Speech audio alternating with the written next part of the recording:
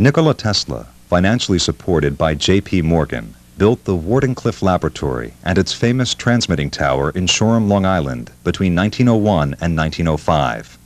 This huge landmark was 187 feet high, capped by a 68-foot copper dome which housed the magnifying transmitter.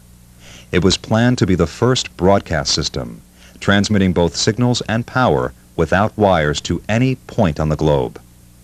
The huge magnifying transmitter, discharging high-frequency electricity, would turn the Earth into a gigantic dynamo which would project its electricity in unlimited amounts anywhere in the world.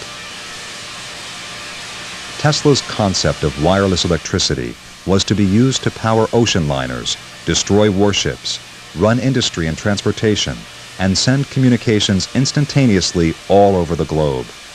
To stimulate the public's imagination, Tesla suggested that this wireless power could even be used for interplanetary communication. If Tesla was confident to reach Mars, how much less difficult to reach Paris? Many newspapers and periodicals interviewed Tesla and described his new system for supplying wireless power to run all of the Earth's industry. This is the interior of Tesla's laboratory, showing a large number of machines supplied by the Westinghouse Company. Because of a dispute between Morgan and Tesla as to the final use of the tower, Morgan withdrew his funds.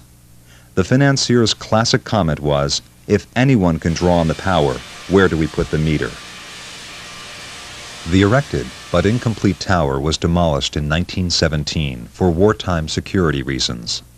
The site where the Wardencliffe Tower had stood still exists, with its 100-foot deep foundation still intact. Tesla's laboratory, designed by Stanford White in 1901, is today still in good condition and is graced with a bicentennial plaque. The Tesla Memorial Society is asking that the Wardencliffe Tower site with the laboratory be proclaimed a national monument. We will never know what might have been if the Wardencliffe wireless system became operational. Nikola Tesla patented the basic system of radio in 1896. His published schematic diagrams described all of the basic elements of the radio transmitter, which was later used by Marconi. In 1896, Tesla constructed this instrument to receive radio waves. He experimented with this device and transmitted radio waves from his laboratory on South Fifth Avenue to the Gerlach Hotel at 27th Street in Manhattan. The device had a magnet which gave off intense magnetic fields up to 20,000 lines per centimeter. This radio device clearly establishes his priority in the discovery of radio. This shipboard quench spark transmitter, produced by the Lowenstein Radio Company and licensed under Nikola Tesla Company patents, was installed on U.S. naval vessels prior to World War I. In December 1901, Marconi established wireless communication between Britain and the United States, earning him the Nobel Prize in 1909. But much of Marconi's work was not original.